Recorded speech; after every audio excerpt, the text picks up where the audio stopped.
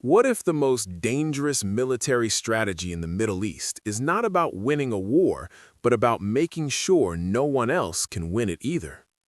Imagine this: missiles raining down on military bases, drones swarming through the night sky, command centers destroyed, generals killed, communications cut off. In most countries, that would mean total collapse. The army would lose coordination, units would panic, and the entire defense system would crumble within hours. But in Iran's case, something very different would happen. Even if the leadership vanished, even if Tehran itself went dark, the war would continue. Missile units would still launch attacks, regional commanders would begin operating independently, militias across the Middle East would suddenly activate, naval mines would appear in the Strait of Hormuz, drone swarms would rise from hidden bases, and underground missile cities would begin opening their blast doors. Because behind Iran's military lies a strategy few people fully understand, a secret multi-layered system designed not for quick victory, but for survival. A strategy built around endurance, decentralization, and asymmetric retaliation. Analysts often describe it as a three-layered defense architecture, a system that allows Iran to absorb devastating attacks and still keep fighting. And if a war with the United States or Israel ever escalated into full conflict, this strategy could transform the battlefield into something far more chaotic and prolonged than anyone expects. To understand how this works, we need to look at the doctrine known as mosaic defense. This concept emerged in the early 2000s after Iranian military planners spent years studying American wars in Iraq and Afghanistan. They noticed something crucial. Even when the United States destroyed governments quickly, removing leadership and collapsing command structures, the war rarely ended. Instead, insurgencies emerged, decentralized networks formed, and conflicts dragged on for years. Iran decided to design its entire defense system around that lesson. Instead of building a military that relies on a single command center or a centralized chain of command, Iran created a structure where power is distributed across dozens of regional commands and independent units.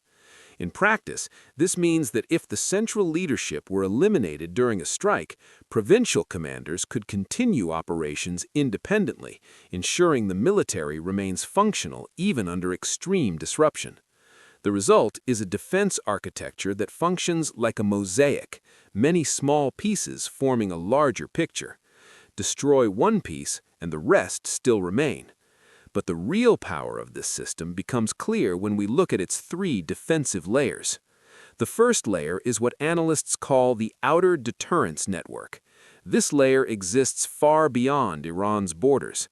Instead of relying only on its own territory, Iran has spent decades building relationships with allied groups across the Middle East. Militias in Iraq, Hezbollah in Lebanon, Houthi forces in Yemen, and various proxy networks across Syria form an extended defensive perimeter. In a crisis, these groups can strike regional bases, disrupt shipping routes, launch drones, or attack strategic infrastructure. The goal is simple: expand the battlefield. Rather than allowing a war to remain focused on Iran itself, the conflict suddenly spreads across thousands of kilometers. Oil facilities become targets, shipping lanes become dangerous, military bases across the region face constant threats. This forces any adversary to defend multiple fronts simultaneously. Instead of one battlefield, there are many. And the more fronts that open, the more resources an enemy must deploy. But even if those networks were neutralized, Iran's second defensive layer would still remain. This layer is built around missiles, drones, and layered air defense systems. Iran has invested heavily in developing a dense missile arsenal capable of striking regional targets across the Middle East. These weapons are often hidden in underground facilities or mobile launch platforms that can relocate quickly after firing. Air defense systems such as the Rayad and Sevum Hardad platforms form part of the country's protective shield, designed to intercept aircraft, drones, and cruise missiles. More recent systems, such as the Arman anti-ballistic missile defense platform, aim to track and intercept incoming missiles while simultaneously monitoring multiple targets in all directions. Together, these systems create overlapping defensive zones intended to complicate enemy air operations. But the most important feature of this layer is mobility. Unlike traditional air defense networks that rely on fixed installations, many Iranian systems are designed to move constantly. Missile launchers can fire and relocate within minutes. Radar units can shut down and redeploy. Command nodes can operate from dispersed locations. This mobility makes it extremely difficult for an adversary to destroy the entire system in a single strike. Yet even this layer is not Iran's final line of defense. The third layer lies deep within the country itself, and it may be the most important part of the strategy. This is the territorial resistance layer. If an enemy ever attempted a large-scale invasion of Iran, the military would shift into a decentralized insurgency model. Regional commanders would operate autonomously, local militia forces would mobilize, and terrain advantages would be exploited across the country's vast mountains and deserts. Iran's geography plays a critical role here. The country is enormous, more than 1.6 million square kilometers, with rugged mountain ranges surrounding much of its territory. This terrain creates natural defensive barriers and complicates supply lines for invading forces. Under the Mosaic doctrine, each province effectively becomes its own defensive zone. Local commanders coordinate with militia networks, missile units, and security forces to conduct guerrilla operations against invading troops. Even if major cities were captured, resistance could continue across multiple regions simultaneously.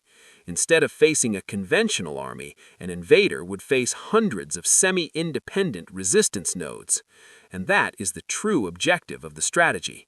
Iran does not necessarily expect to win a conventional war against a technologically superior military. Instead, its doctrine aims to make the cost of war so high that victory becomes politically and economically unsustainable for its enemies. This concept is known as strategic endurance. The goal is not rapid victory. The goal is survival.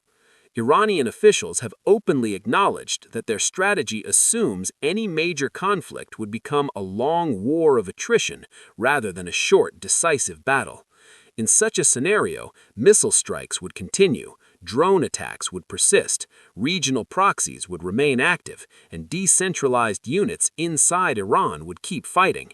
Even if command centers were destroyed, even if leaders were killed, even if major infrastructure was damaged, the system would keep functioning, like a mosaic, broken in places but never fully destroyed.